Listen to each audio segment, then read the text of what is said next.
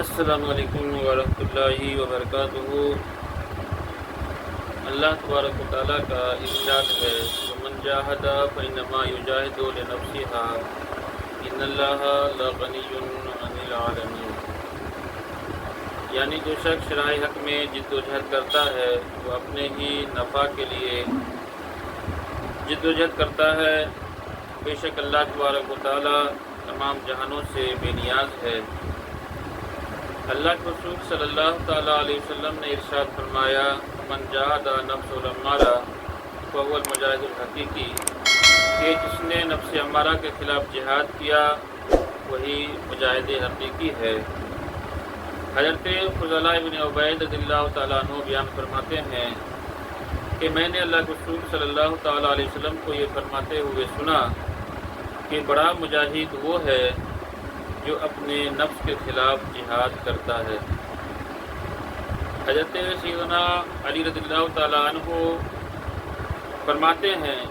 کہ اگلے زمانوں میں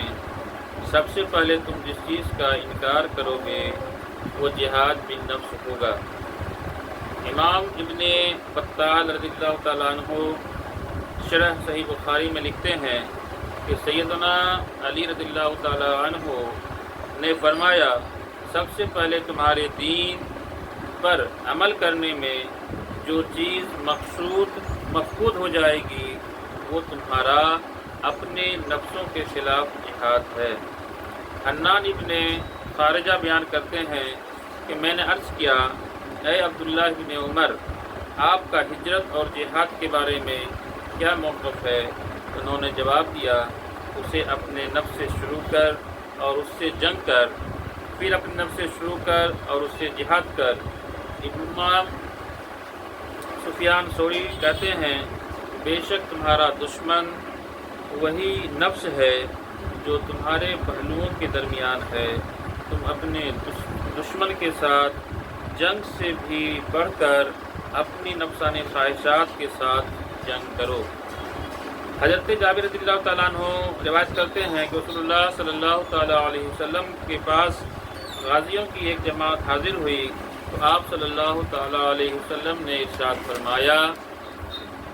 تمہیں جہاد اصغر سے لوٹ کر جہاد اکبر کی طرف لوٹ کر آنا مبارک ہو۔ عرض کیا گیا یا رسول اللہ جہاد اکبر کیا ہے؟ آپ صلی اللہ تعالیٰ علیہ وسلم نے ارشاد فرمایا اپنی نفسانی خواہشات کے خلاف جہاد کرنا، یہ جہاد اکبر ہے۔ محترم حضرات، جب ہم بزرگان دین کی حیات زندگی پر نظر ڈالتے ہیں تو ان کے اندر جہاد بالنفس ٹوٹ کر بھری ہوئی ہے۔ ایک پیر صاحب نے اپنے مریدوں سے کہا کہ دینی کام کے لیے کچھ مال کی ضرورت ہے، تو جتنے بھی مریدین تھے اور سب مرید صادق تھے سب کچھ نہ کچھ اپنے پیر صاحب کی بارگاہ میں لے کر کے حاضر ہوئے۔ اس میں سے ایک صاحب تھے جس کے پاس کافی مالیت تھی اور وہ تمام لوگوں سے زیادہ رقم لے کر کے ایک تھیلے میں وہ حاضر ہوئے، تو اس کے دل نے، اس کے نفس نے کہا کہ میں بھی کچھ ہوں۔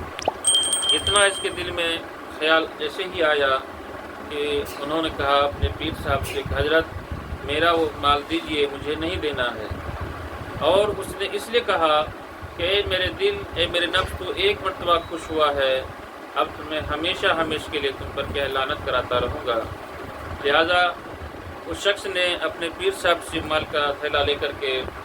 چل دیا۔ اب جتنے بھی وہاں پر بیٹھے ہوئے تھے سب کے سب کیا کہنے لگے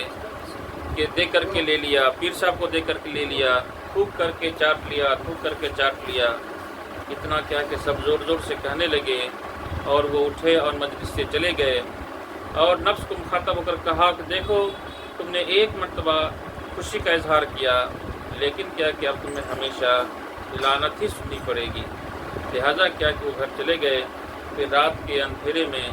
پیر صاحب کے پاس آیا اور کہا حضرت میں نے واپس اس لیے لے لیا تھا کہ دل میرا خوش ہو رہا تھا اور وہ یہ سوچ رہا تھا کہ میں بھی کچھ ہوں، اس لیے میں نے اس پر لعنت بھیجنے کے لیے تاکہ سارے لوگ اس سے لعن طعن کریں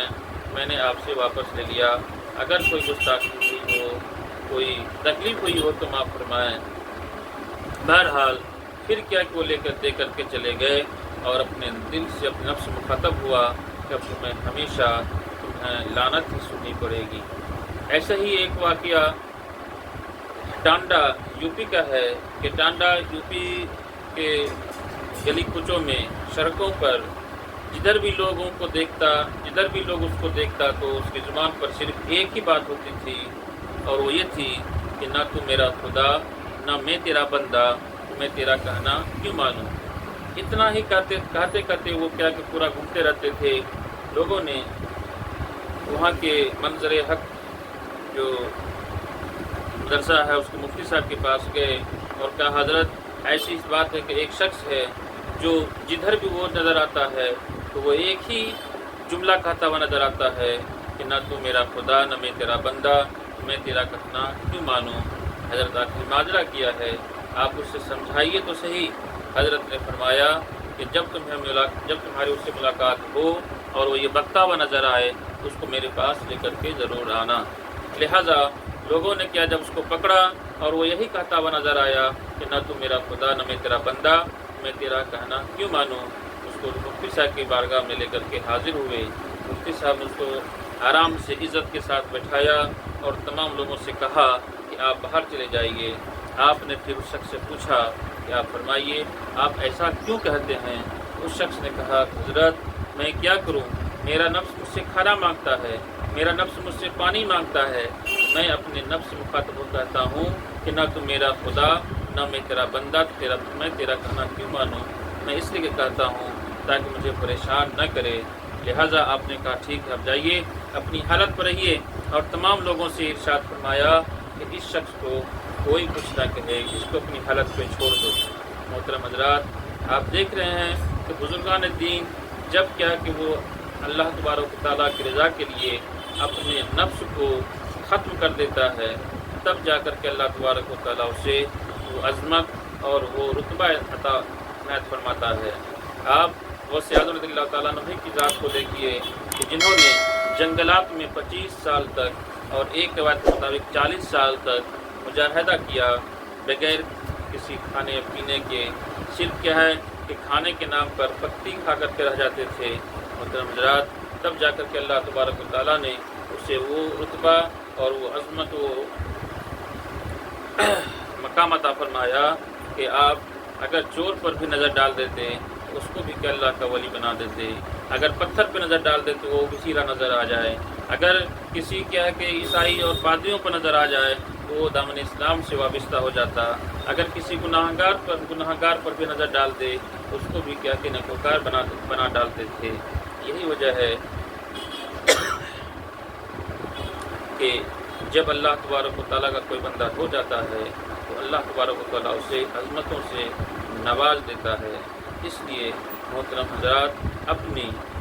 نفسانی خواہشات،